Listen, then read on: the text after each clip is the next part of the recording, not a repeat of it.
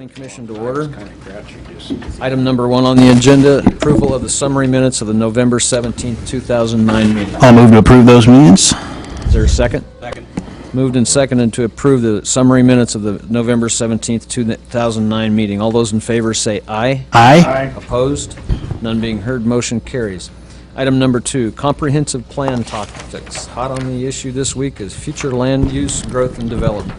Urban service areas standards. Take it away, Dean. Thank you, Mr. Chairman. And what we've been endeavoring to do here is there's an awful lot to digest in this plan document with all the maps and all the different meetings that have occurred at different stages.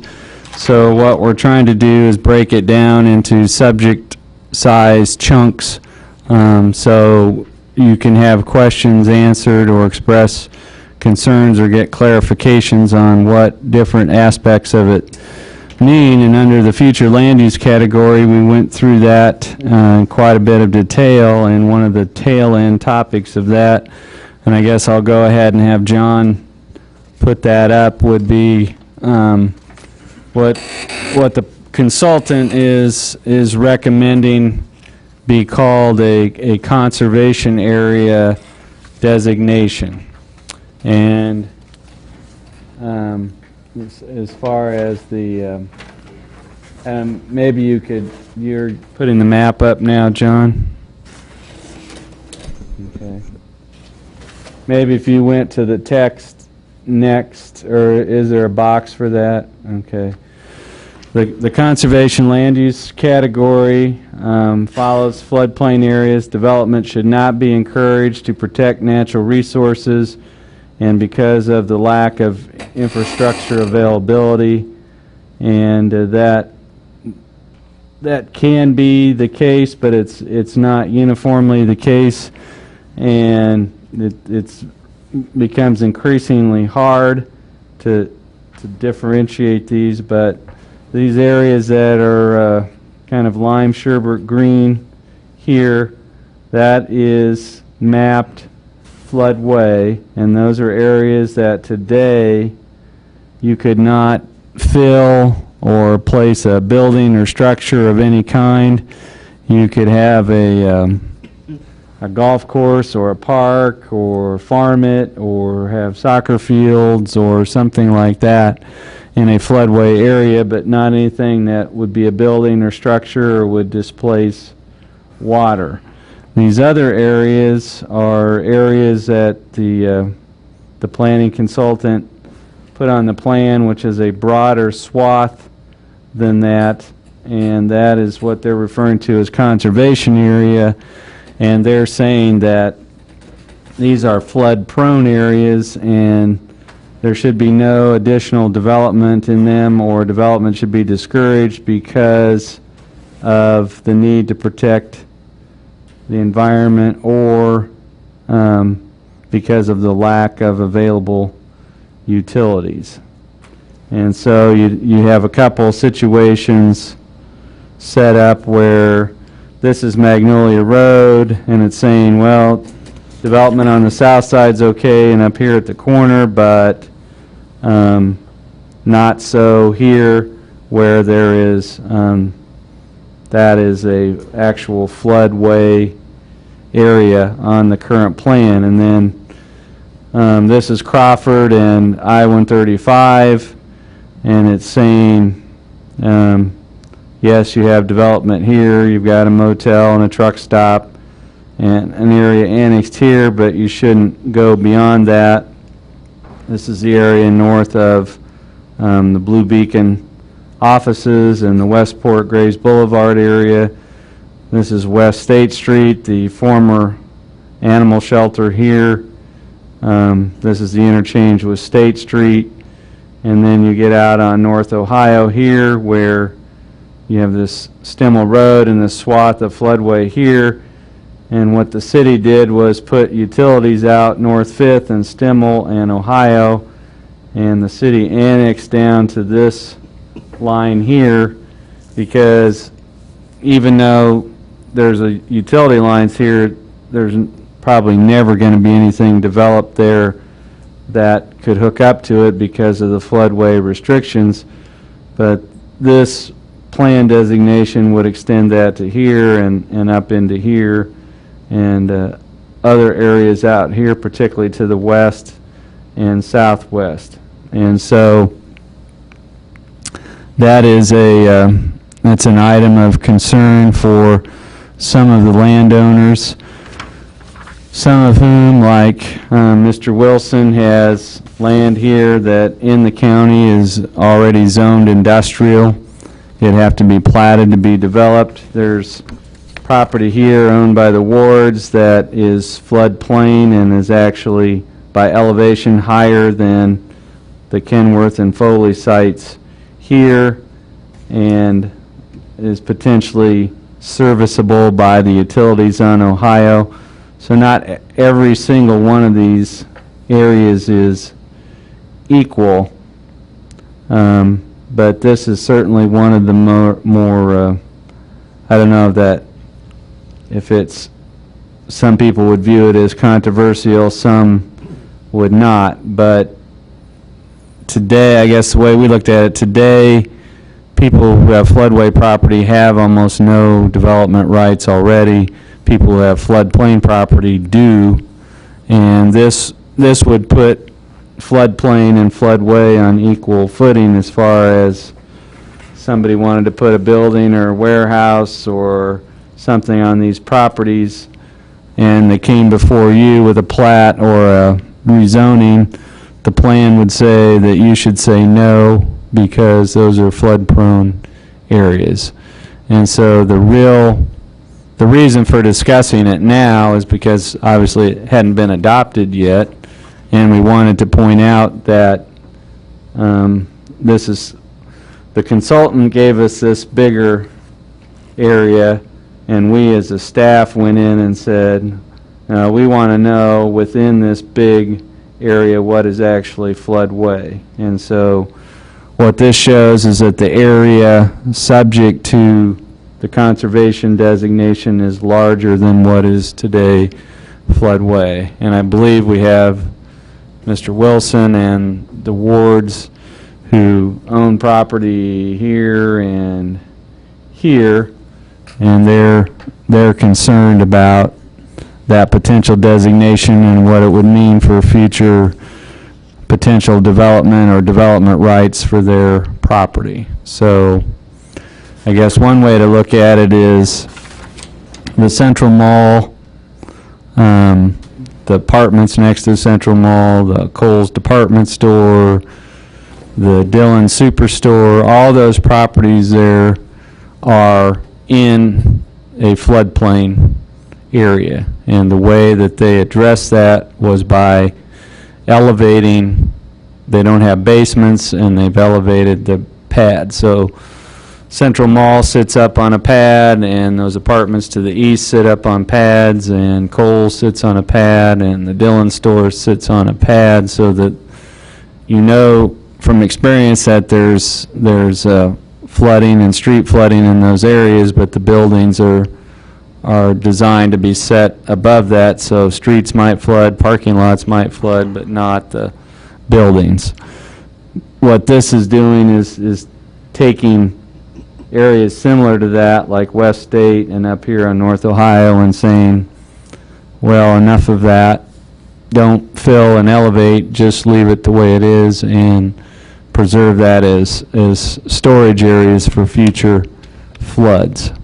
So I thought the first thing I would do is just see if there's any questions about the distinction between floodway and floodplain. And as I mentioned to the chairman, Mr. Stack and I were in a meeting for about 4.5 hours with FEMA yesterday talking about floodplain, so our head's already spinning on that subject, but we would be open to any questions you have about floodplain, floodway, the mapping of that and the distinctions. But I think the concern is that today,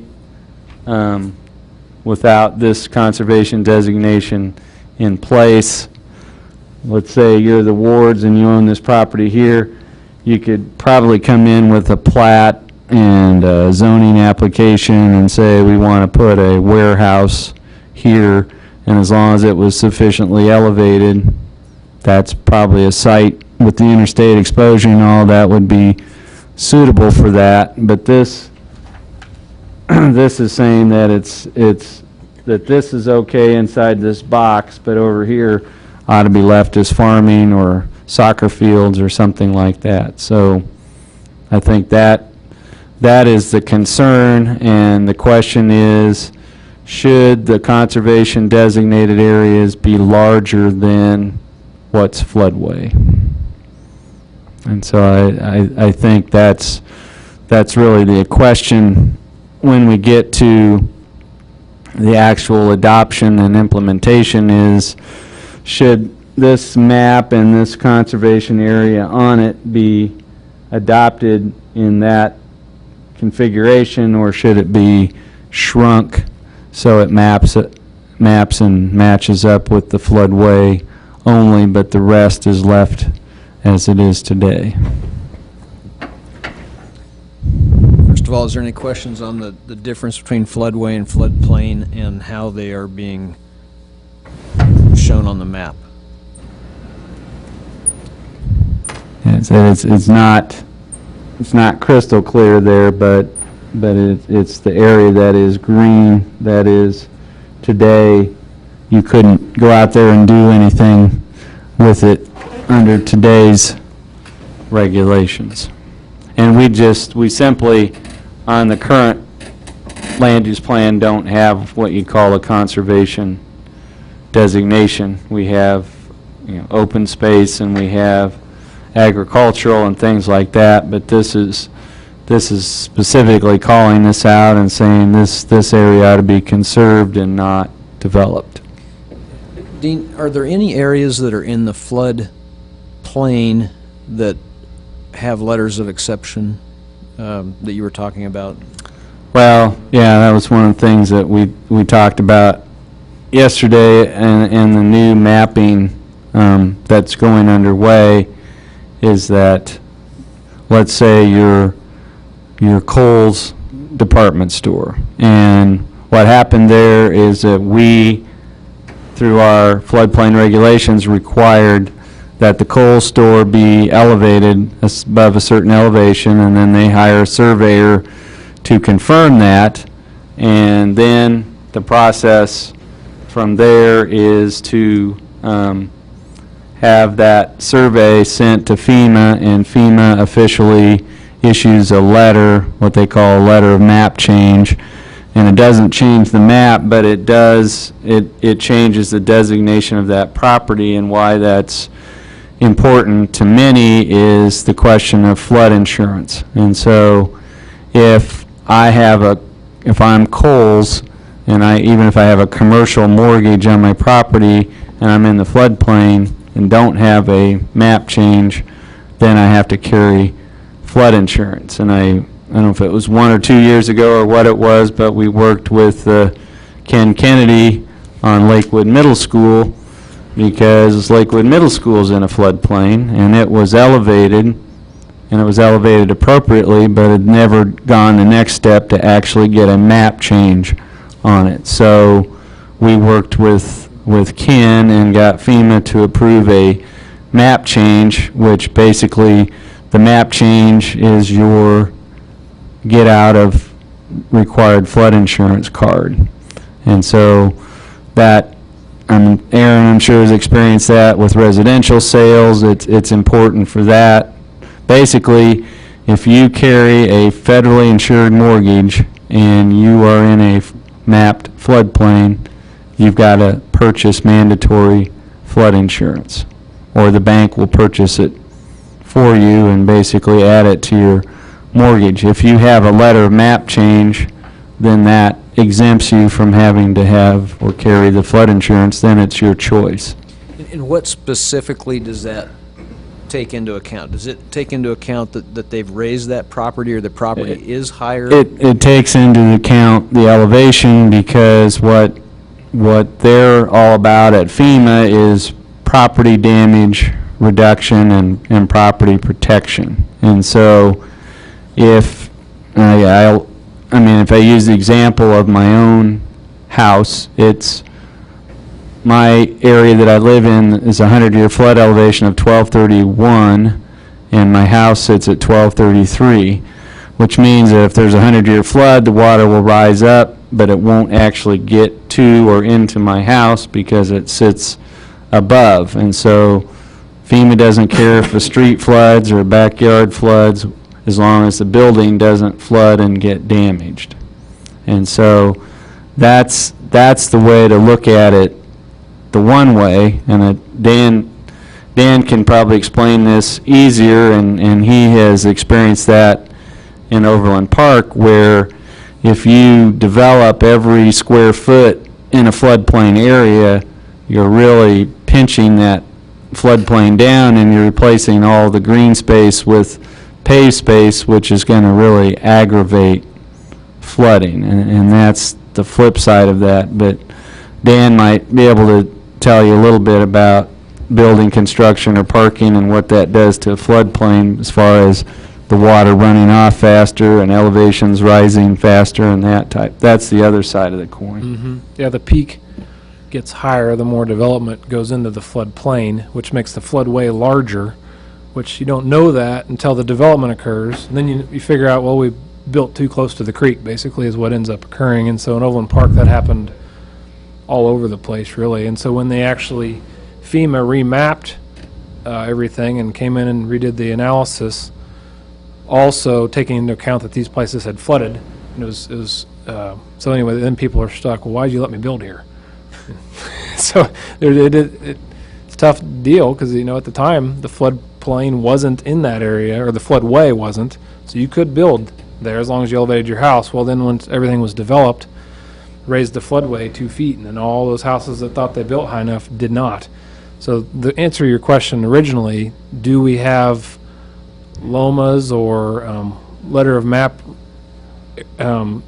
revisions or changes for the conservation area? We're actually trying to map all those right now. John Berger put together a spreadsheet for us, and we're going to map all that in the engineering department, and we could hopefully display that in the future. And we're going to have to when we deal with the FEMA floodplain remapping process.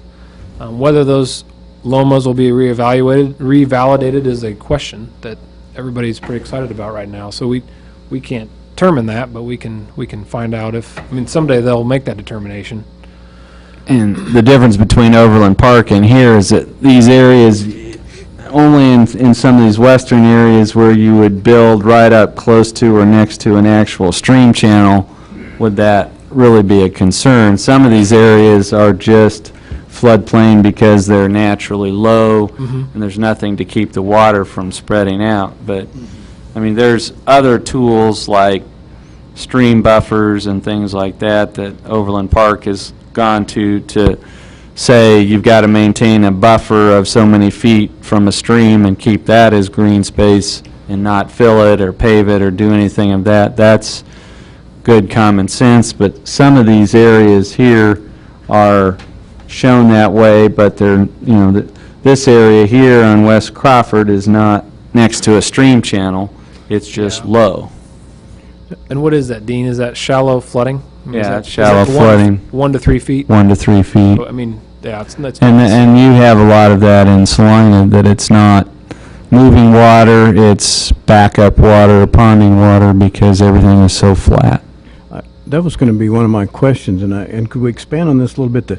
The concept of developing in a floodplain, and how engineering-wise can you offset the negative of elevating a pad with additional retention ponds? Is it a one-to-one direct relationship? In other words, if you use up, say, 4,000 cubic feet of floodplain space by elevation, can you directly compensate for that by digging a retention pond that occupies 4,000 cubic feet of water?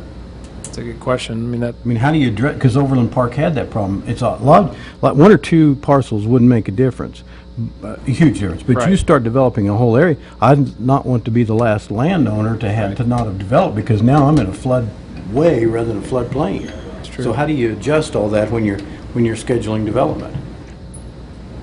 It's a good question, because it's I think for what we learned yesterday, these areas haven't been restudied since 1972. We have 1986 FEMA maps, but they really just took the 72 data and put it on a map. And then our new FEMA floodplain maps, the majority of the data is electronic data from 86. So it's 37 years worth of data. We really need an update here, and so then you have to do that every so often, really, just because it's hard to limit development, but you have to at least keep an eye on how high is the floodway getting, because you have to keep, it's almost like a moving target. And that's the only way really to deal with that. You have to basically have a model, and hopefully we can get that in the next 5 years. Basically what we learned from FEMA is it's a possibility. Might take a while, but it's possible. Can you expand on the electronic data? What is it, like from pictures and It'd be survey, it'd be gauge data in that area. Mostly that's Mulberry Creek. So Mulberry Creek has 100 years of gauge data. So then you take the worst case scenario of the gauge data and you start figuring out what size storm that is. And then depending on how much development occurs, how much would that raise the floodway? I mean, you can calculate it. It's helpful to have a starting model that you can modify every 10 years or so to keep an eye on how high is the floodway getting in that case. So I think that's a start, but it's not something that's real easy to figure out. I think a micro example is that junkyard that we approved, where they're starting to develop all that land around the one on State Street. As they build up the lot next to it, the water pours into this guy's, then he builds it up and it pours into the next, and that's really what we're talking about. I mean, that's just a good example of what happened over there. This guy now has this big sludge pit because they've been filling up the area across from the Wild Wild West. In answer to Ken's question, I don't think it's necessarily a one-for-one trade-off, but one of the things that has made Central Mall work somewhat and not aggravate flooding necessarily is that pond that's to the east of Central Mall is designed for a 100-year storm, and so it has quite a bit of capacity. And so what happens there is the water drains into that pond. There's a flap gate at the end of that pond discharge, and if the water is too high in the Magnolia Road ditch, then that has to hold water and can't discharge into the Magnolia Road ditch until that lowers enough. And so when Dan speaks to the peaks where the water goes from here to here in a short period of time, what the detention idea is to do is to hold the water back till the peaks go down and then release it. That's a good point. Yeah, I don't think it's necessarily a one-to-one trade-off, but the concept of having the Central Mall do detention is so that all the runoff that comes off their parking lot and building doesn't hit the Magnolia Road ditch at the same time as all the runoff from Dillon's and everything else, that you monitor that or detain it and then wait for the peak to go down. We have two critical drainage areas in town that require 100-year detention. Is that right? Mm-hmm. So that is a way to help mitigate it, where you may fill up an area, but then you build a really big hole, basically. And I mean, that's just the concept is right. You're storing the water that you had to displace for a long period of time, so it doesn't overwhelm the system downstream. So that's a good example. That's something that's definitely a possibility. Yeah, and Aaron, you have got that south of the real estate office there, Wayne in Ohio, and that's in my neighborhood, and I'm familiar with it, and it's a big bowl. And if somebody fills that in and builds a building there, that bowl that used to store all that water is going to go Sheds off. somewhere. Well, when I was a kid on Wayne Street, when that was the only street there, that would flood. There's pictures of the whole thing flooded just because it had nowhere to go, and they've only developed more and more since, that whole area back there, so it's got to go somewhere. And they tried that, what's the drainage ditch there on the east side of Wayne Street, what's it called? Huntington. Yeah, the Huntington ditch, But what our discussion was yesterday, which is only a little bit addressing this, but it does address this for FEMA, and certification of our levee is providing 100-year protection. What they discussed, I won't say threatened us with, but discussed yesterday was that this levee we're getting credit for this protecting the whole city from a 100-year storm, which means there's floodplain areas in here, but it's not 100%. But basically, if this levee wasn't here, the entire city of Salina would be a floodplain, and everybody in it would be buying flood insurance.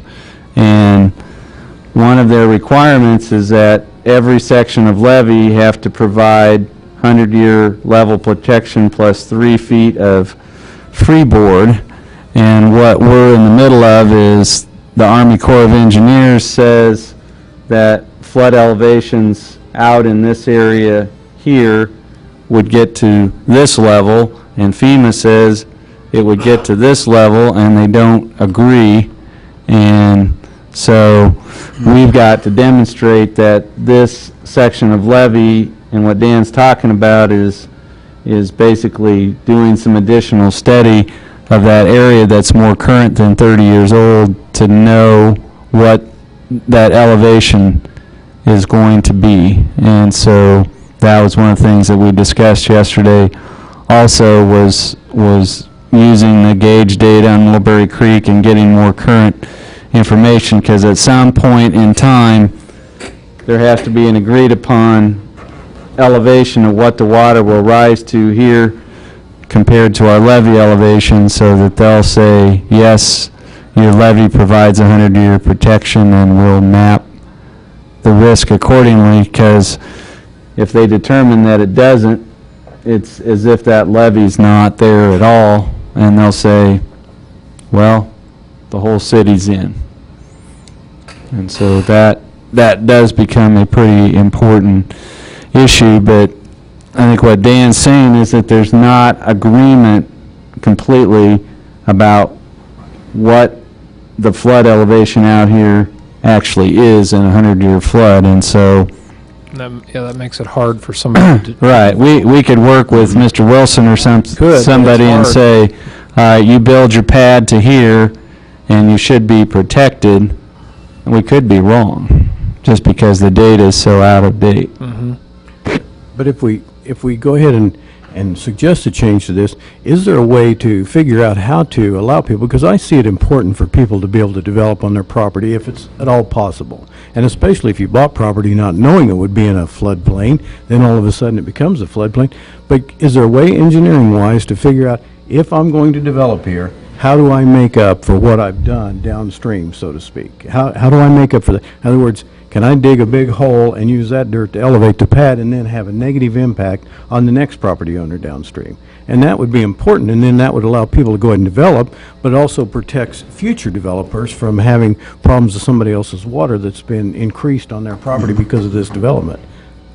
Makes Yeah. sense. Our $100 question for the Planning Commission is there's two choices. One is to say, all right, we're going to take this map and adopt it as it is, and if you want to come in with a proposal to do something here or here, then you need to persuade us to amend the plan and how you're not going to aggravate flooding conditions if you're allowed to develop there. The other flip side to that is to say, well, it's only defensible to make the actual floodway areas conservation areas and leave the rest as they are, subject to the normal floodplain requirements. And so that's really the two options that you have as a commission, is to recommend that this be adopted as proposed and say, well, we'll consider amendments to that as they might come up down the road, or you could decide up front that this is too expansive and what really should be conservation area is just what is floodway. Dean, is there an option for floodway plus a buffer of some sort? I think there's an option for floodway and a buffer, and I said the caveat to that is that What is the buffer? Well, what you do is you take the map floodway and then you take so many feet outside of it and say it's this green area plus a certain prescribed distance that will 300 feet or whatever for margin of error, but that's a possibility. That seems a little strangely too arbitrary, because So there may be areas that 50 feet from that green area never get water, and there could be areas 1,000 feet out that have standing water. So I don't know that I would feel comfortable with just picking a random number and saying, okay, 300 feet out doesn't work. I wouldn't support only floodway restriction. I think that floodplain needs to be kept free as much as possible. I would want us to lean into consideration areas that have already had some commercial or some other designation like Lonnie's land. If they've already had some consideration for commercial and there's already some infrastructure out there, I think we need to give special provisions to maybe allow development there. But I think if we've got some guys with agricultural land in this flood plain area and there is an infrastructure for 3/4 of a mile or whatever else, I think I would support not developing in those areas, because short of, unless what Ken is coming up with, I mean, short of some sort of structure that says if you're going to build there, we need an offset, because that's what's going to happen. Like I said, it's just like what happened in the junkyard. People are just going to keep building up. It pushes the water on. I think the legality is, I don't think there's a law in Kansas that just basically says you're not responsible. You build your land up and water goes to the next guy, it's his problem. Yeah, there's no law that protects the next landowner. So in a sense, we have to be that law that says, I believe there is a law. yeah, I don't think there's a law that protects the next landowner. Water's the common enemy rule. It's a tough. Yeah, I'd have to see that, but If they see that you actually did something, and if it hurts it, I think if it was specifically, I think just building up your land though in itself isn't evidence that you forced water onto their land. I mean, I think that's more of a malicious intent. I think just developing land in itself isn't, I could be wrong, but I think that if you're damming something up and forcing water to go over, I think that's what the law probably is for. But I think just to develop your land, and if it forces water, I don't think there's anything against that, because we've run into that before. But, like I said, to me, if there's already infrastructure and like Lonnie's land out there that's already had some consideration for commercial and seems very reasonable an area to develop, and wards out there, I would think that we could make some consideration for them. But I don't think all the area should disappear. I mean, I think that floodplain is a very important area to protect. And like I said, unless we have Ken's thing, because we're just moving water is all we're doing. Well, it sounds like what we as a staff ought to do is come up with some criteria that you as a commission would agree with, that says if this criteria is met, you can be lifted out of the conservation area. That says, I've got water and sewer at my doorstep, and I have this, already approved by the Salina County, and I've got this in place.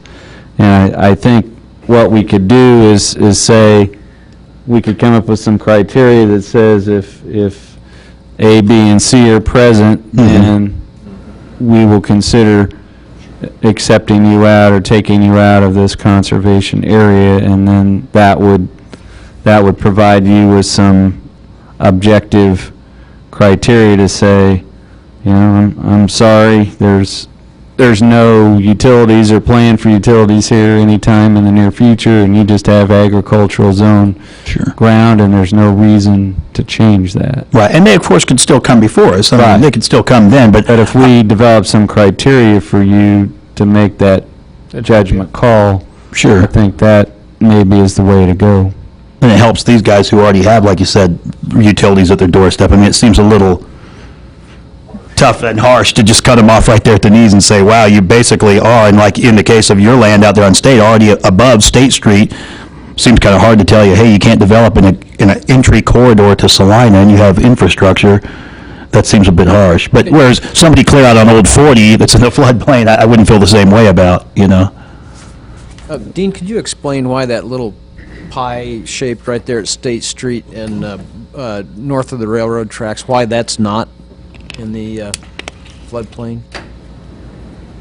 Not really. He donates readily to everyone's campaign. The colors didn't spread very well. It's certainly not a product of elevation. Yeah, I went out there. Yeah, it's low. It's a bowl. It looks like And it's lower than it's no, across the if road. anything, it's lower than some of the other areas. Yeah.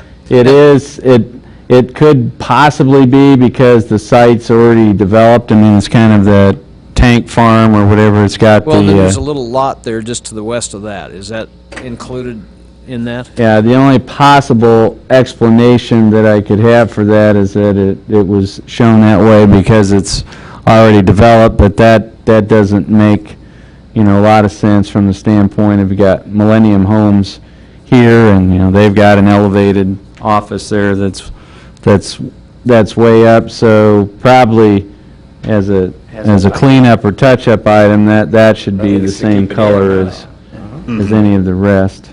Well, without getting into specific areas, I think, if you can develop some language What if, that, I was gonna say, if Dan and I got together and we came up with some We can do it. criteria for when it would or could be appropriate to change that designation, I think that's something that we can put on our to-do list.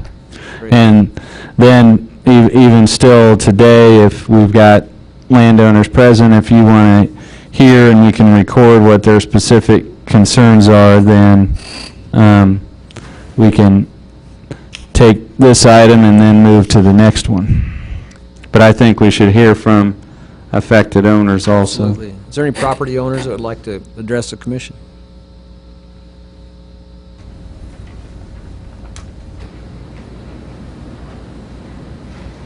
I'm Lonnie Wilson, 2025 Ridgeview, Salina, Kansas. And I own the property around the old dog pound out there that was zoned industrial, and I've raised approximately 6 acres of it up as high as the highway is. I haven't officially had it taken out, but I think I'm above floodplain elevation on that, but thinking that eventually it might be a piece of ground to be developed into an equipment lot or something like that. Now, one of the things that did bother me that I heard, there's no water or sewer west of this dike on State Street out that way, but to the west of myself, there's Millennium Homes. To the west of that is Lang Diesel, I think. It's an equipment dealer. To the east of the dog pound is McElderry's automobile repair place, and to the east of that, it used to be Turbine Specialties. I also own a little piece of ground on the east side of the Turbine Specialties, about 5 acres there. On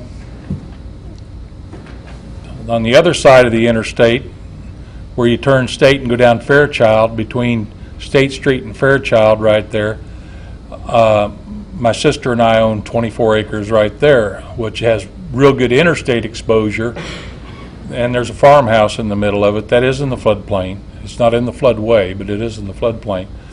We had thought that there might be potential for something there someday, but, I have no problems personally. I can't speak for the rest of the people involved in this, but if you wanted to limit it to floodway, where you got to go through the Corps of Engineers and basically an act of God to get something changed anyway, using that as your conservation map, if you want to, and then you leave the floodplain on a per item basis, because they got to come in, they got to get approval from you before they do it, and they say yes or no. Before you build something, you got to go through all the hoops and deals anyway, but don't limit it out there and say, just because we're in this area, we're not going to think about letting you do anything and just cutting us off at the knees before we ever get started.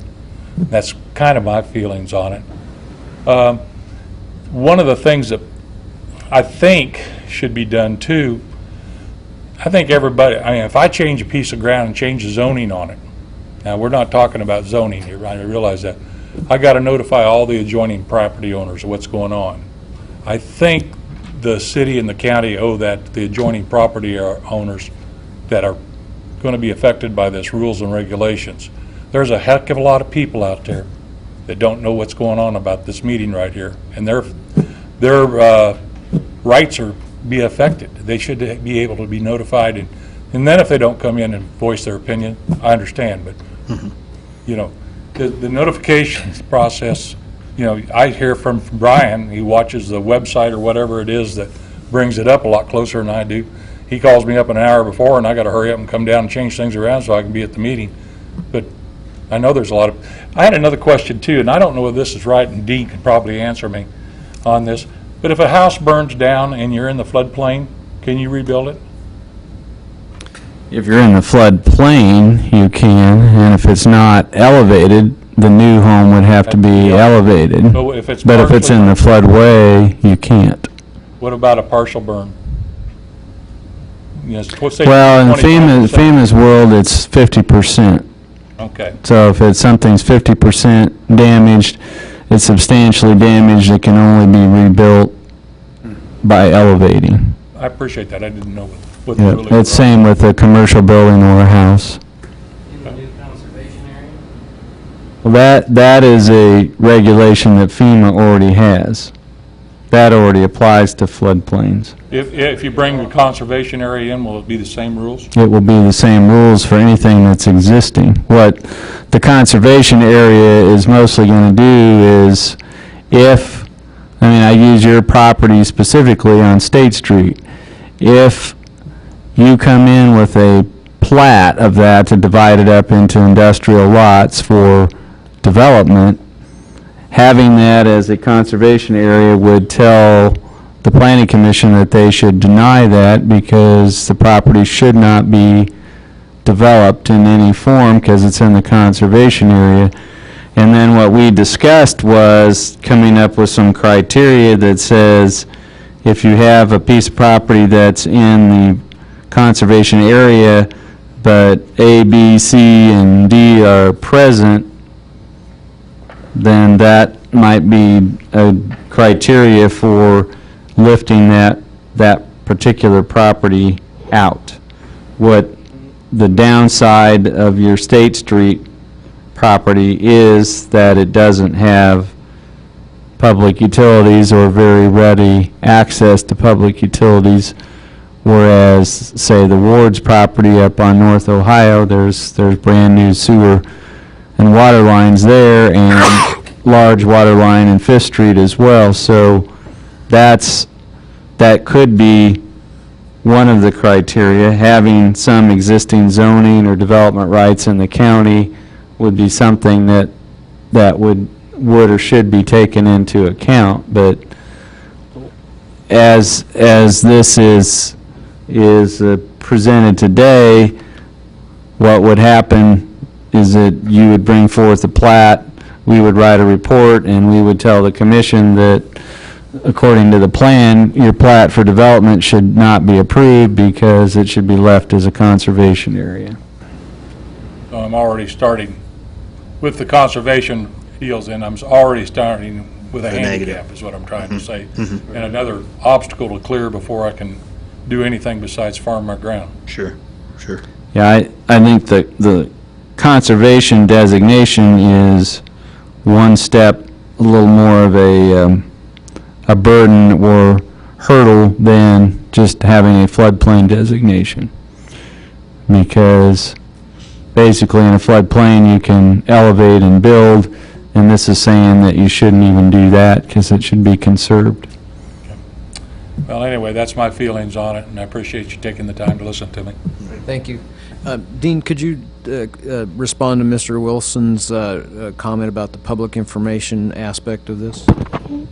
Yeah, that it becomes a judgment call. There's some pretty prominent cases out there. I can guarantee you that when the new flood maps come out and go effective, we'll do everything we can to give people awareness of public meetings and be invited to come to public meetings, but we're not going to send 18,000 letters to everybody that owns a piece of property in Salina, nor is FEMA, nor do they have to. I mean, legally. FEMA is required to publish in the paper, though, is that right?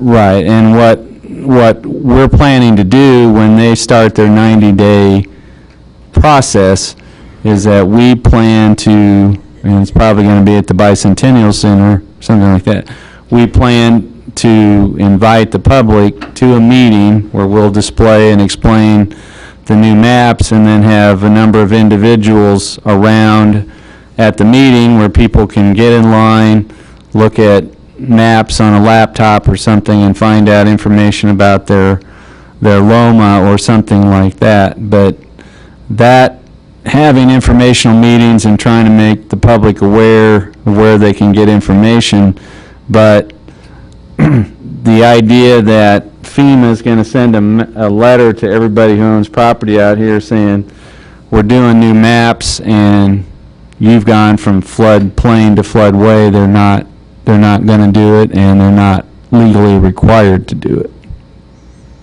Because that's something of a general application. I think when you're developing your criteria, if somebody has a letter of map amendment under the new FEMA map, I think that would be one of the criteria for being left out of the... Yeah, if they're eligible for that.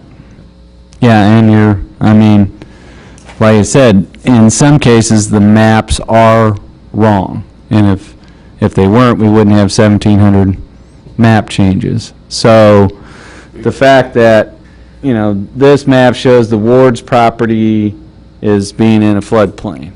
Well, it could be that if they went out there and had a survey done, their land could naturally be above the 100-year flood elevation, and they're not actually in. And so, you know, having that as one of the criteria to say, well, if you demonstrate that you're not actually in the floodplain by elevation, then maybe the conservation area shouldn't apply to you because you're not actually developing in the floodplain. So that has to probably be one of the criteria. That if you have or you'd be eligible for that, then it probably shouldn't have applied to you in the first place. Is there anyone else who'd like to address the commission? I think Lon covered pretty much everything I had in mind, and most of it repeating. I did have one more question, I guess, on the redevelopment. I noticed on your... You want to come up here, Jim? I'm Jim Ward, 2030 North 5th in Salina. I guess the only question I had is I noticed that it said redevelopment would be discouraged, and to me redevelopment, you know, like Lonnie was mentioning, after a fire, if you're going to, you say you could rebuild it, but the information that you had on that on your sheet said that redevelopment would be discouraged, and if it was redeveloped, I assume it would come down under appropriate land uses, which as a secondary usage, you could have a single-family residential, but the minimum lot size would be 60 acres. Well, that wouldn't fit with a lot of those people out there along State Street if they ever had a fire. Well, let's take the farmhouse that's out here on North 5th. And let's say it's in the floodplain, and let's say by elevation the farmhouse is a foot too low, and that farmhouse burns down.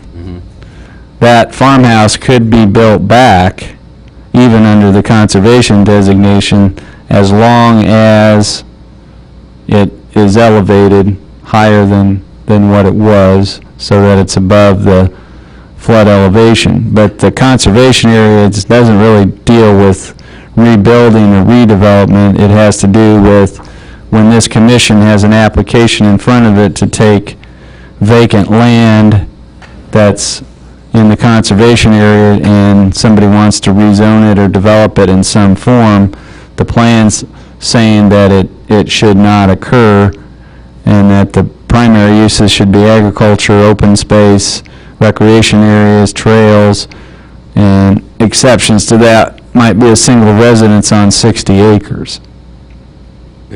But it does say that on redevelopment occurs. If redevelopment occurs and fire would cause redevelopment, maybe I misunderstand. Is that... Okay. Would that not be... You can go to that slide, John. It's in the body of the... I'm not even seeing the word redevelopment in there, so... Okay, it's under development criteria, third paragraph down.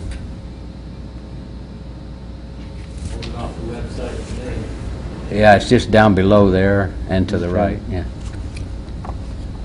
Are you saying it's under Mulberry Creek? Yeah. Okay, so I've got that in front of me.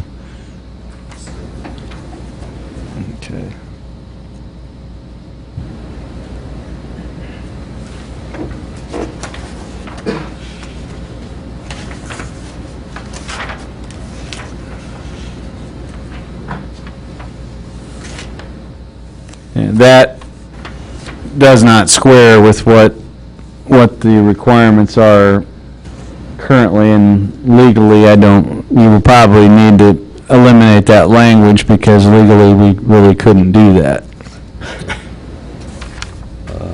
That was a scary thing. Because what it's basically saying is if a house burns down, it's in the floodplain, get rid of it. Don't let it build. That was an earlier revision or something, is that what? No, it's just that there's some stuff off on the right-hand side that in the these are slides that were put together for a PowerPoint, and it's one more column over that did not fit. Thanks for bringing that up. Yeah.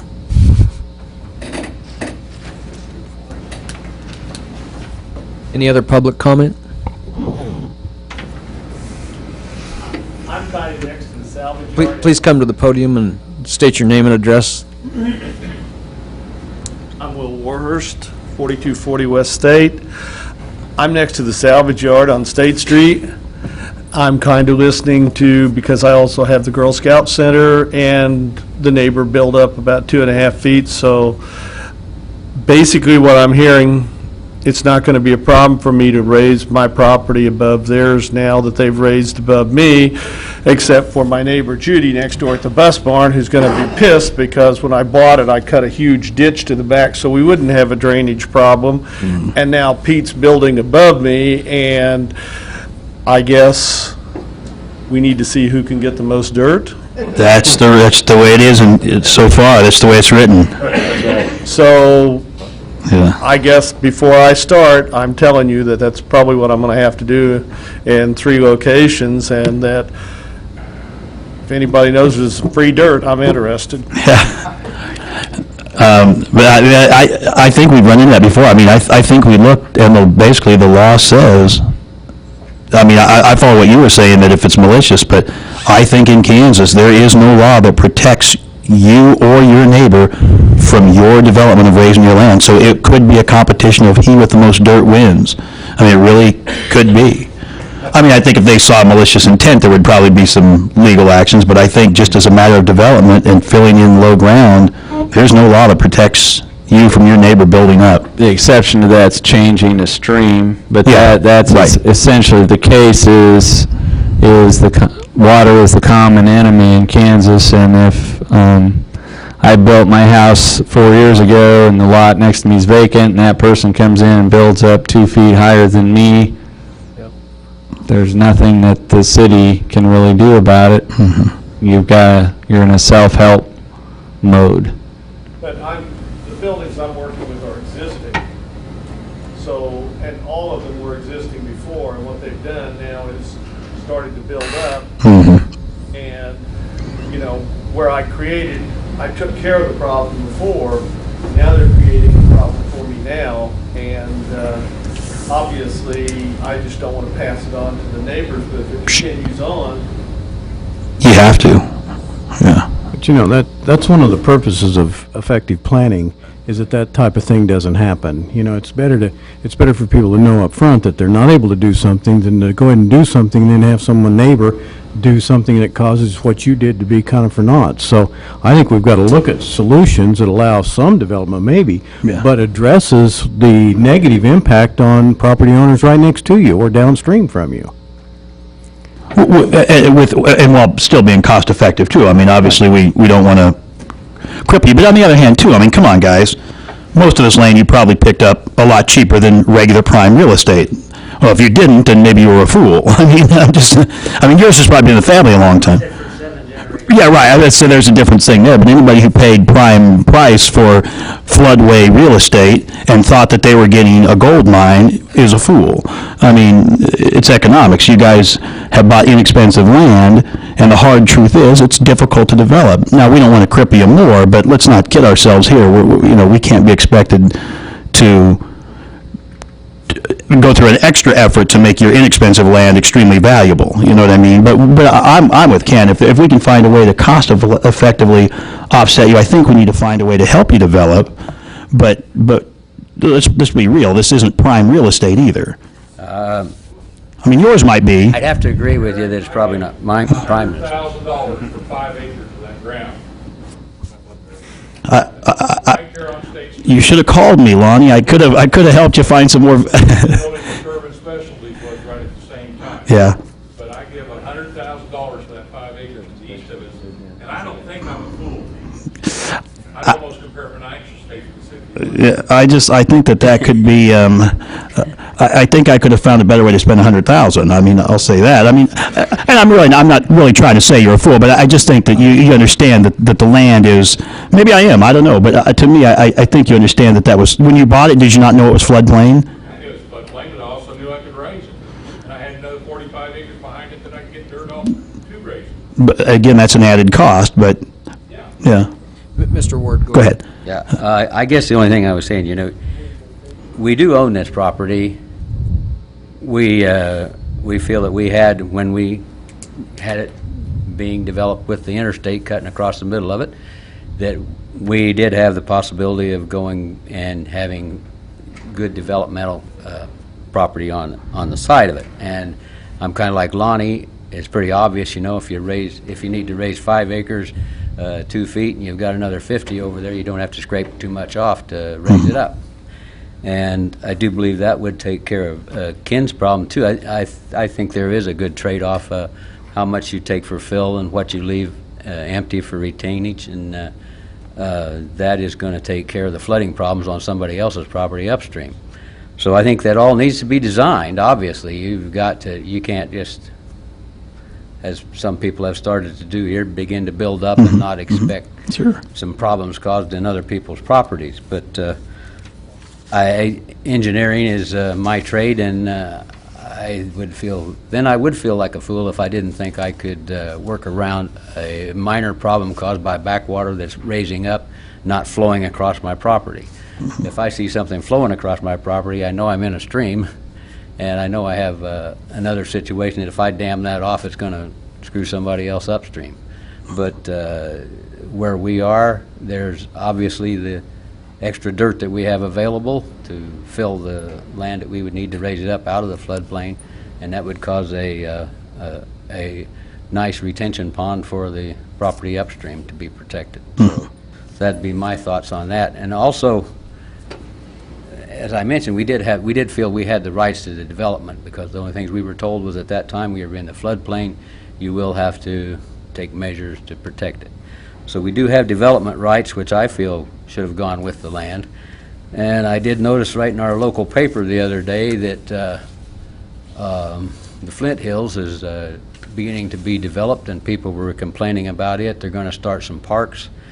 So in order to stop the development, people are buying up those development rights on the Flint Hills. And I don't think you guys want to go through all of that here, but to me that would be one other way of working around it. If you wanted to buy some property rights, that would be the other option that you would have. I guess that's all that I had on here. Thank you. I was going to say, I think what the other gentleman was bringing up is precisely what we're talking about. He's saying, look, my neighbor's building up the land around me, my land is starting to flood.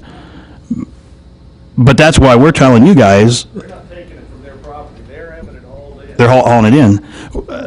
What I'm saying is, you're kind of like sort of negating each other's argument. In a way, you're saying, my neighbors are building up my property, so my land's flooding. I think what we're trying to say is we have to be careful how much of your property we let you build up, because you're going to be flooding somebody else downstream. And I think that's the whole argument. That's a state law. I mean, that's. How can he build up flooding? I mean, I don't think we have a legal right to stop them, do we, Dean? We can't tell somebody how high to. You do need to get a permit to import fill into a floodplain. The West State Street property that's being discussed is actually protected by the levee and is not in the floodplain. The property Mr. Warhurst's talking about is not floodplain property. Mr. Wilson's property is outside the levee, and this is the levee here, and Mr. Warhurst is on this side, and what Mr. Wilson's talking about is out in this area here. So that that is a issue inside the levee on any, could be a residential subdivision or anything else. The way we try to address it, and would address it today if we had the opportunity on West State Street, would be through coordinated platting, and then you would have a drainage easement or a channel or something constructed at the rear of those lots. The problem is that historically, the water has drained over to this Dry Creek channel, and as people raise up property in between, it can't get to the channel anymore, so it's basically dammed up. That's where that wants to go, but the way that we try to address that now is through, at the time property's platted, to make sure that there's coordination between owners or between properties so the water can get from point A to point B. And you do drainage easements or things like that to ensure that that happens.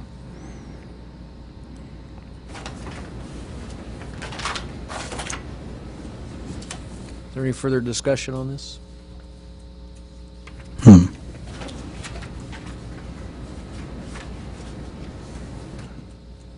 Anybody else have anything?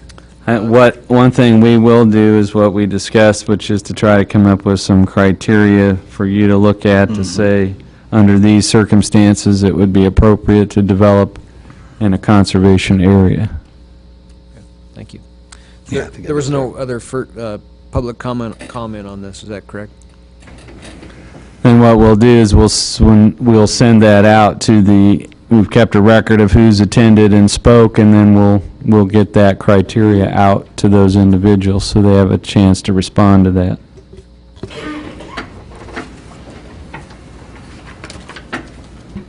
What time is it? I've got a few more.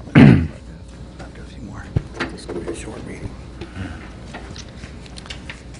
What we also wanted to do was go into, John, if you could get to the growth and development section.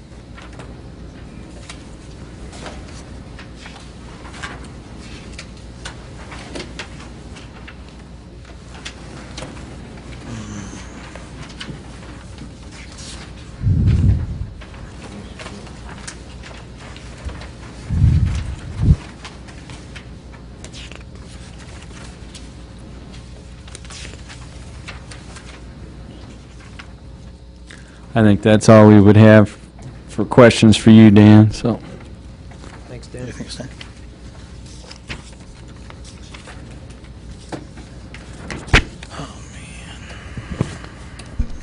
Is that correct, Dan? Well, you're in the big slideshow, but, so your pages aren't going to match up with mine, but it's 2-9, well.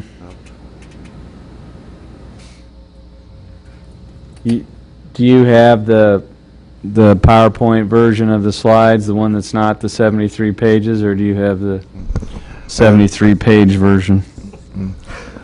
I do have a 73-page version, but it's not pulled up. This is the full Okay. comp plan here. Well, after the employment section is growth and development, and those are the slides that are in the packet. So move forward from there, advance the pages. We need to get up to 2-19.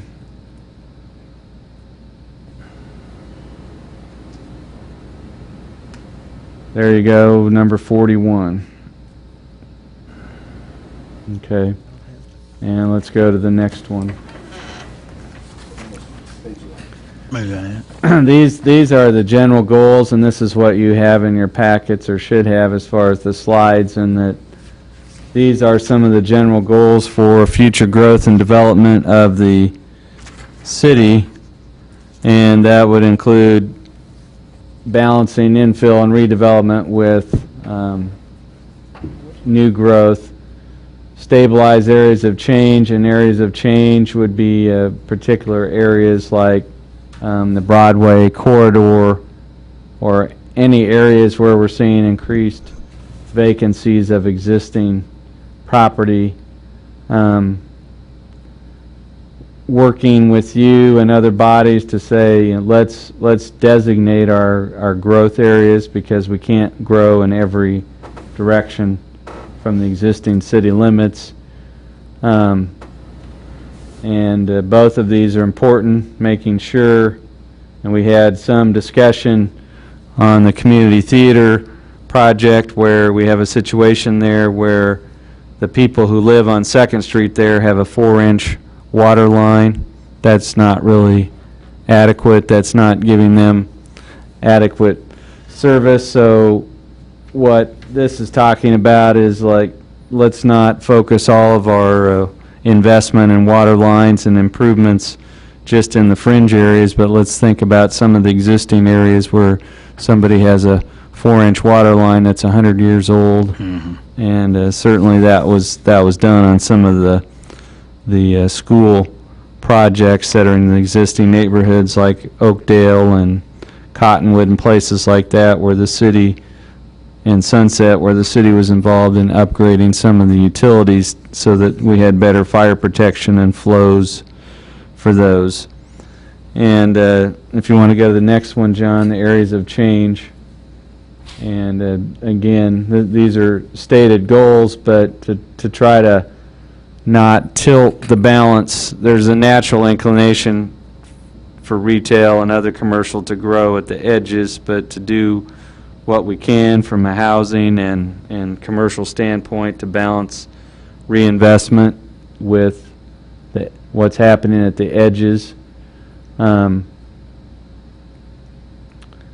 so we want to try to do what we can to get rehabilitation and infill redevelopment. And this has already occurred where the neighborhood revitalization area, which is a tax rebate area, has been expanded to include a lot of the Broadway corridor. And what that means is that if you do a project in that area, your taxes are locked in at you are at the current rate, and whatever your increase in valuation is based on your investment, then you can get that rebated back to you over a period of 10 years. That's available in the downtown area, but it was recently expanded to include a lot of the Broadway corridor north of Crawford. Dean, could I interrupt you for just 1 second? Could you go back to the previous slide, John? The Goals? Yes, adopt the urban service area interlocal agreement. Could you tell us what that is? Yeah, presently we have with Saline County, we have an agreement that says that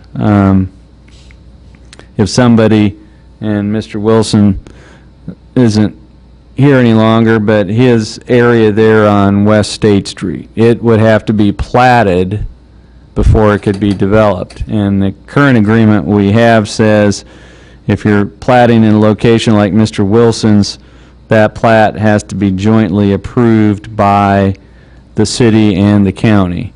But we've had some situations where the county has rezoned property that may be, and then we're given a plat of that later, and we kind of feel like our hands are tied because the county's already changed the zoning to allow it. The urban service area interlocal agreement would take into account things like zoning or infrastructure or things like that, so there's more consistency between the city and the county standards. So this is the same agreement that we have right now. It's an agreement that we have, but it's an expanded version of that addresses more things than just platting.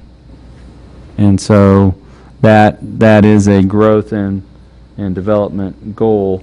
And I think one of the maps that we have in here is that that growth area. So if you could go to the one after areas of change, John.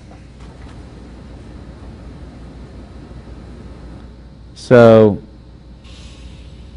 we've got on the comprehensive land use plan, we have future growth areas. And, basically what in some cases you can't avoid it, but Flying J would be a great example of leapfrog or non-contiguous development. They wanted to be out there on that interstate location, and the state of Kansas would not approve standalone sewer system, whether they had a lagoon or package plant or anything. They said, get your service from the city of Salina, so they ended up building a line and a pump station from there all the way back to Ohio and Pacific, which one was pretty expensive, and two, the way they designed it, it only benefited them and nobody else. But that would be an example of growth in a non-contiguous manner, and so it's not very efficient for somebody to say,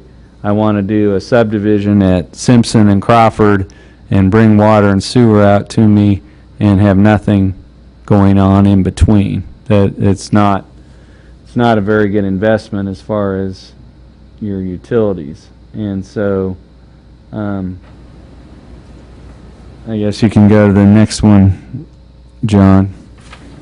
And so this, it's very hard to read at this scale, but this, we have a sewer interceptor line that runs out here, serves the First Covenant Church, and then goes up the east side of Holmes and over to the to that sewage treatment plant. So these green lines represent proposed extensions, and then these are long-term extensions of sewer service, but it's basically saying that as far as future residential growth and extensions of the system, this should be priorities. And then these are areas out south of the airport for potential future industrial areas, and those are examples of where, and then out in the Phillips area, out in those areas, these are examples of where pump stations would have to be built and then systems built off of that. But the dash lines are kind of conceptual of what the city's sewer network should look like, but it's saying that if you're out here, don't come and ask the city to extend water and sewer out to you, because that's outside the growth area. And John, if you could go to water next. This is kind of the same concept, and a lot of the areas here again are areas of the same focus, to say that to build in this system east of Holmes, some extensions out in the airport area to support industrial development. I think this is showing a future line along this alignment here to allow some future development in that area. But that is, as far as making investments and putting new lines in, that's the stated intent, to try to keep extensions and growth to that area. And then the next part, John, is a lot of the implementation things, and a lot of these are maybe homework items for staff and the Planning Commission, but here's one that would get everybody's attention as far as implementation, and that's a pretty strong word. So that's why that needs to be taken into account, and maybe that should be that unless certain criteria are met. Something along those lines is maybe the way that should,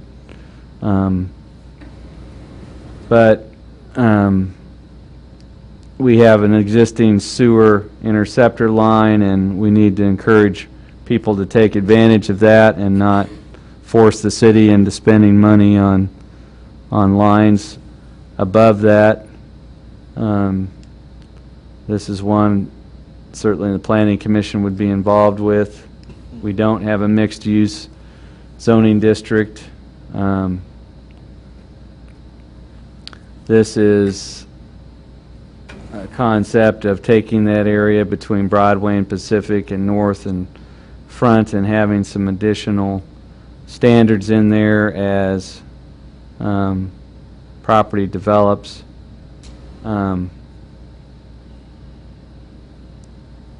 These are talking about mixed-use areas, and I think what this is referring to is not North Broadway, but the area north of South Street and close to State Street. You go to the next one, John.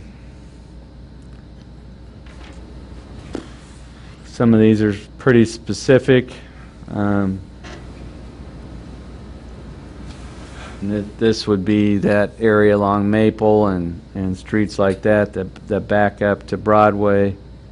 And this is looking at that area where you have Kraft Manor and Suburban TV and some of the uses there to see, and even the areas up to Claflin, if there's areas in there where that could be redesigned in some way to make that more of a neighborhood center. This is what we discussed. If you have a 4-inch water line in the center of the city, that's not very much incentive or helpfulness to promote infill development. This is something we discussed about water detention, retention, and stream buffers.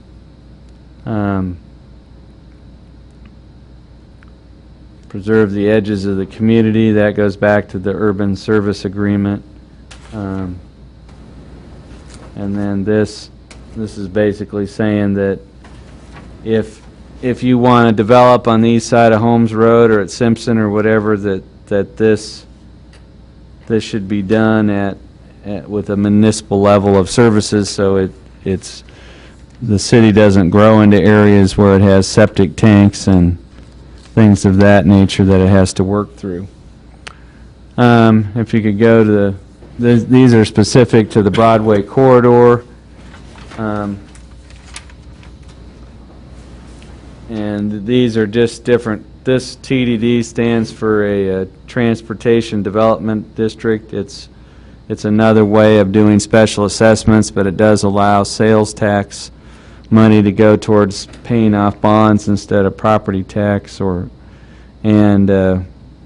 This is a community improvement district, which was proposed for Sunset Plaza, and in its first go around didn't get approved by the City Commission, but that also involves use of sales tax dollars.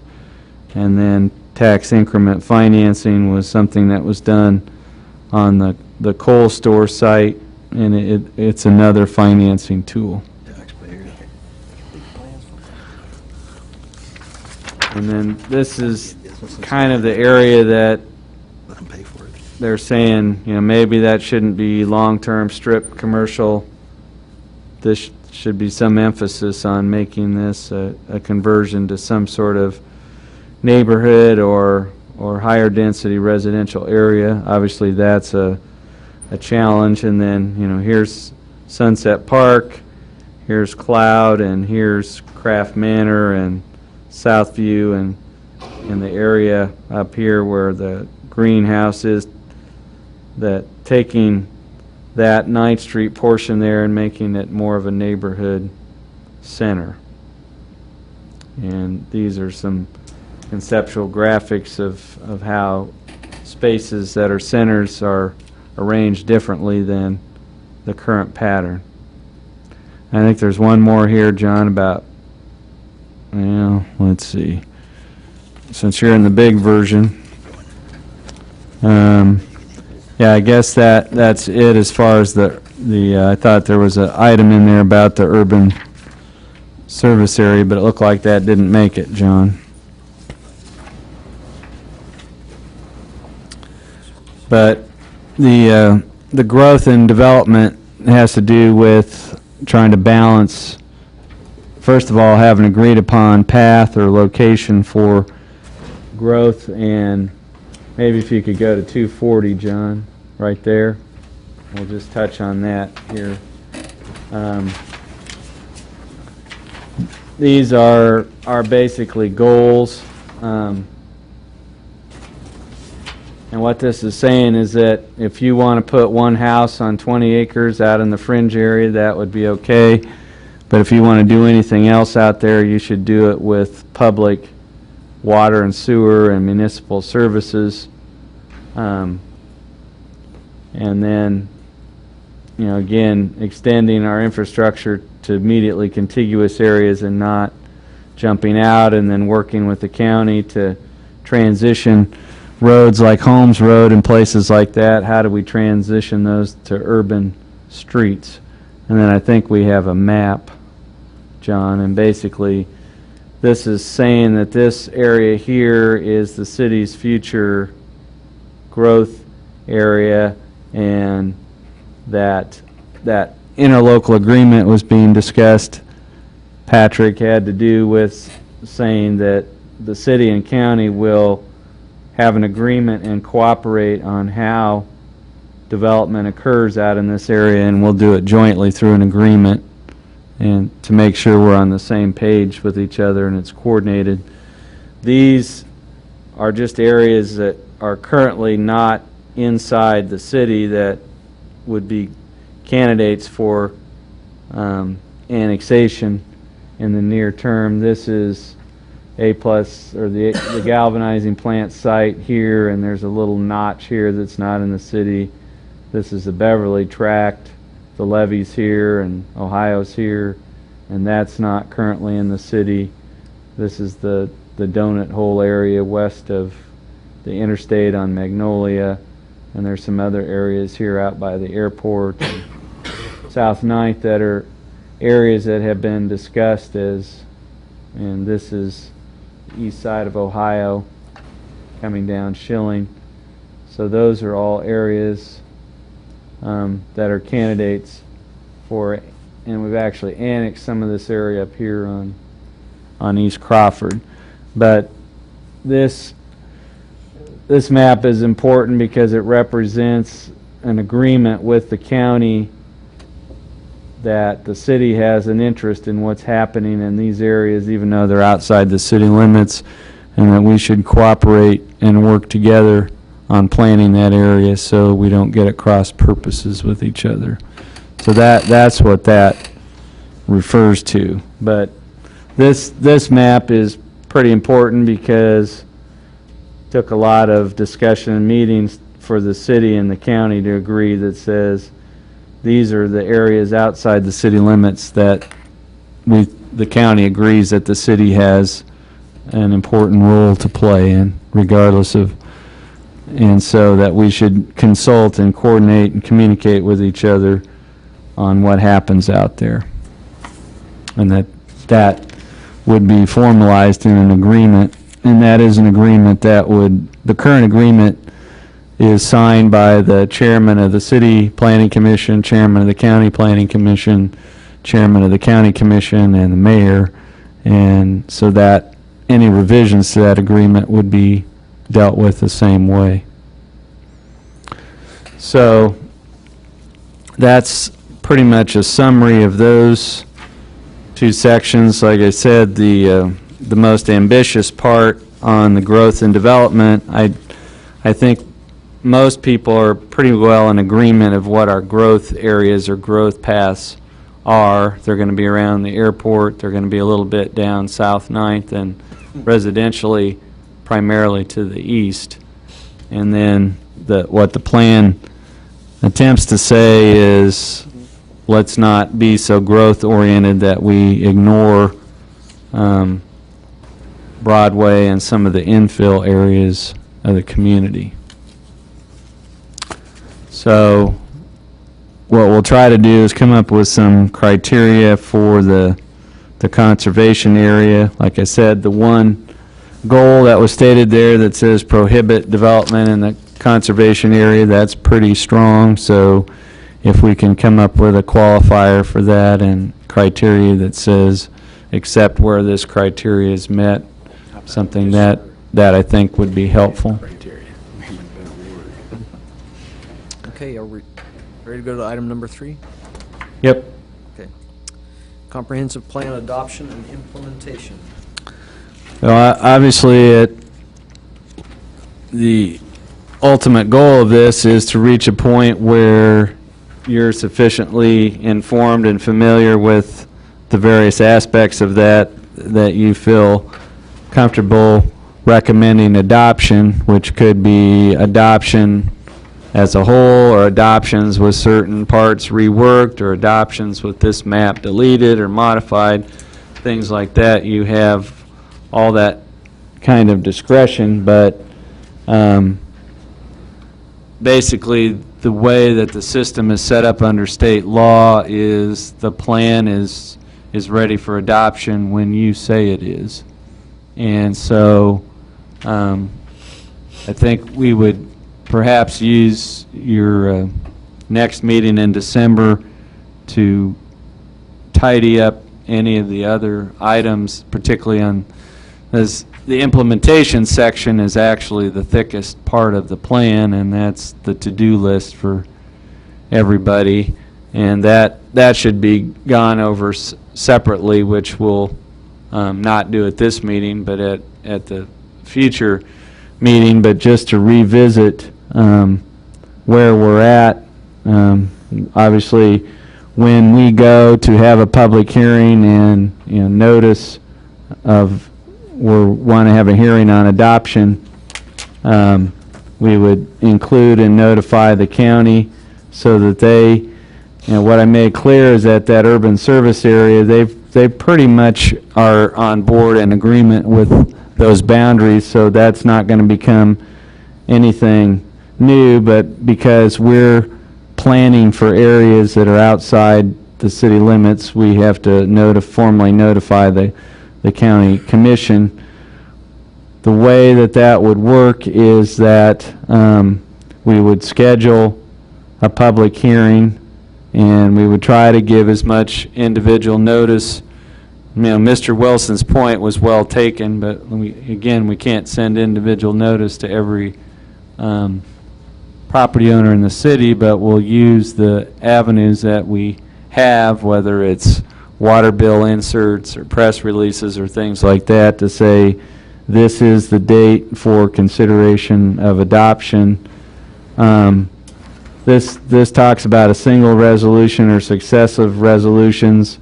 Let's say there's a map you're not happy with or a portion that you don't feel comfortable with. You could have a series of resolutions adopting different portions or aspects of the plan, and that resolution would make references to these maps and specific things that we're talking about. It takes 5 affirmative votes so if we had 7 people in attendance and the vote was 4-3 to recommend adoption, that wouldn't be sufficient. You have to have 5 members that vote in favor of that. It has to be a majority, but it has to be a majority of the entire membership. And obviously, we've tried to organize the plan in accordance with the required content. And I think if you could go to the next part, John. This is the required notice, and that's before adopting or amending the plan. You need to hold a public hearing, notice of which will be published in the official newspaper at least 20 days prior to the hearing. One thing that was mentioned or discussed at the last meeting is whether you would want to do that, say, at a special meeting where instead of the usual 4 o'clock time, you'd want to do that at 6:30 or something like that. Theoretically, you could do it at a different venue, or you could just do it here, but do it in an evening meeting. Is there a general consensus that you think there'd be more representation or attendance if you held it at a time other than 4 o'clock? Personally, I think that what has made this comprehensive plan process interesting and worthwhile is that it has had a lot of public participation, and I think that anything we can do to encourage more people to come, and whether that be a later meeting or what have you, I think that we need to do that. What's everybody else's thoughts on that? So I think what maybe we would try to do is pick a date or set, if you've worked through this and you're feeling comfortable that you've had an opportunity to give us feedback on the various aspects, that we would maybe try to, it could be you meet on the 1st and 3rd Tuesdays, but maybe you'll say the 2nd Tuesday of January or something like that, and do something in the way of a special meeting, but then we would make sure that we had the 20-day notice built in there. We would make sure, and we've kind of kept a running list of people like Stan Byquist and Lonnie Wilson and people that you've heard from before that we would want to make sure we gave notice to. But if you're not comfortable and you don't approve a resolution adopting the plan or parts of the plan with 5 votes, then it doesn't go anywhere. Once you have done that, like I said, we would do that in the form of a recommendation or a resolution that would encompass that. A copy of that resolution and the plan would go to the governing body, and then they could approve that as you have recommended it with any changes or revisions or deletions you have. They could, if they have 4 votes to do that, they could put something back in that you deleted or something of that nature if they had 4 votes. Or they could say, we're not happy with certain aspects of that, we'd like it to come back to you. So just to outline where we're at, what we're working towards is a place where you feel like you're knowledgeable enough to schedule that adoption hearing, and we would work with you to get the date, time that you think would get the most attendance. Obviously, doing it during any holiday season is not a good way to get attendance, but if we get into the first of the year and we can circle a date and time that we would build up towards, that would be a good goal to shoot for.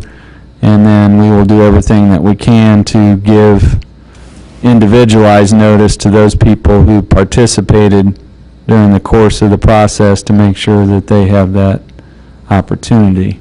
But we'll take that as a yes, that you'd like to work towards an evening meeting. Do you think this room is accommodating enough, or do you want to see it at an alternate location? Well, go ahead. I think this would probably work too. The meetings that we've had over here, although it's been full, I mean, I think this would work. Gary, what's your thoughts on this? This is where people are used to coming, I think. I think that's important, too. So what we'll do is that we have one more meeting, the 15th.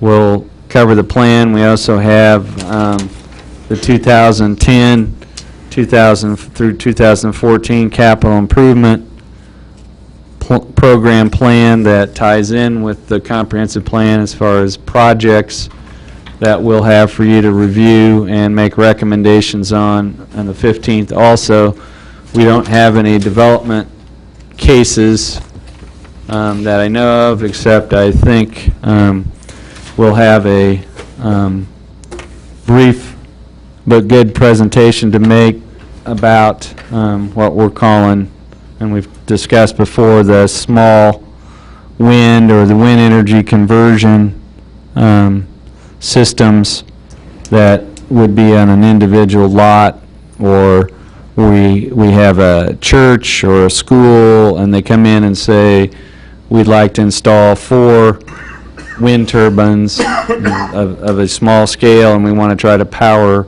our own site. We're not equipped to deal with that or respond to that, and so we will have something put together for you to look at on the 15th to look at how we would address that on not the wind farms, but somebody that wants to do it on a school site or a church site or their individual lot, how that should be addressed from a... Be sure and include grounding information. Okay. Right. We'll talk about ice throw, lightning rods, killing birds, all of those noise. I think probably the most sensitive issue is just height, because there's all this information out about wind turbulence and things like that, and if you're in an area with houses and things like that, you supposedly have to get the turbine up above, where it's up above everything else, so that you're above the places where the wind is distorted by jumping over buildings and trees and things like that. And what I think one of the biggest questions for the Planning Commission is, how high is too high?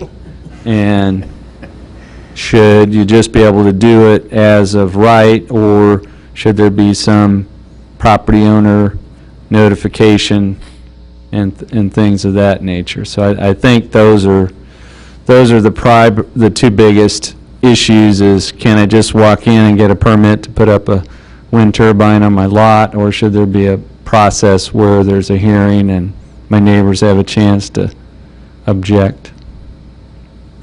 What kind of, in terms of permitting and stuff, what kind of rules are you going to have? Do you have any idea in terms of the structure? Who puts it up?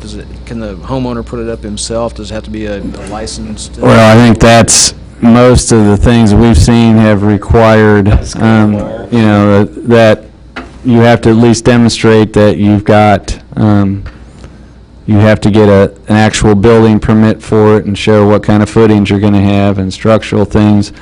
The other thing that doesn't always get thought of or addressed is what happens if somebody says, well, this isn't working, and abandons it, or they move and the people who buy the house don't want anything to do with it. That's another aspect we'll have to address. Is it's there, but it's not being used anymore. Who's responsible to dismantle it? And that can come up in the context of a tower for cell phones or things like that. Those things can get abandoned, and if they're abandoned and nobody takes care of them, what happens? So that's the other aspect. But most of the ones I've seen have require that you meet the National Electric Code, and that you have grounding, and that you meet building code requirements for support and those type of things. But yeah, whether I can go into my workshop in my backyard and design one and put one up, I would think not. But it'll be the comp plan, the capital improvement program, and some information about wind turbines at your next meeting. And that will be the 15th. Any other questions or comments? That's all we have. We are adjourned. Thank you. As